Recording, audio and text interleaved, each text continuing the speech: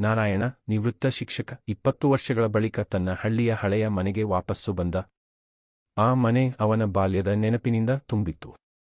ಮುಂದೆ ಬಾವಿ, ಹಿಂದೆ ಬಾಳೆ ತೋಟ, ಮಧ್ಯದಲ್ಲಿ ತಾಯಿಯ ಮನೆ ಅವನಿಗೆ ಹೃದಯವನ್ನೇ ಹಿಂಡಿದಂತಾಯಿತು.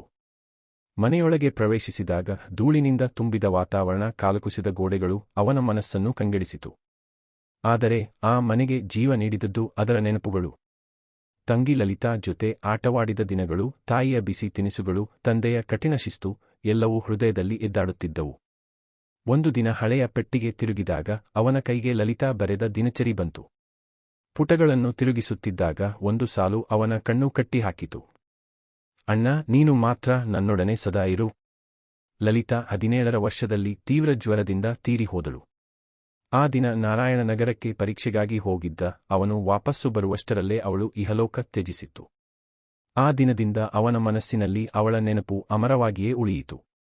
ಹಳ್ಳಿ ಬದುಕು ತಲುಪಿದಾಗ ನಾರಾಯಣ ಪುನಃ ಪುಟ್ಟ ಬಾಳು ಕಟ್ಟಿಕೊಂಡ.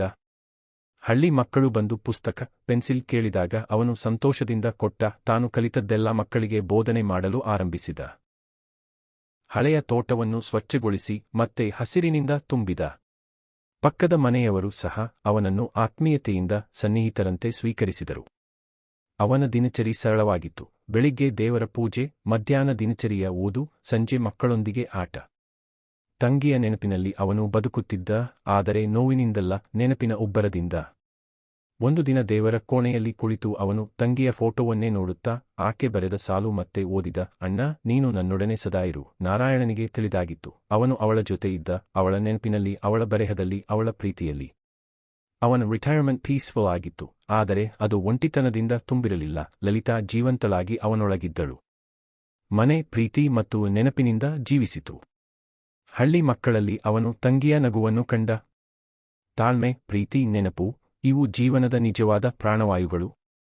ಮರೆಯಾಗದ ನೆನಪುಗಳು ನಮ್ಮನ್ನು ಬದುಕಿಸುತ್ತವೆ.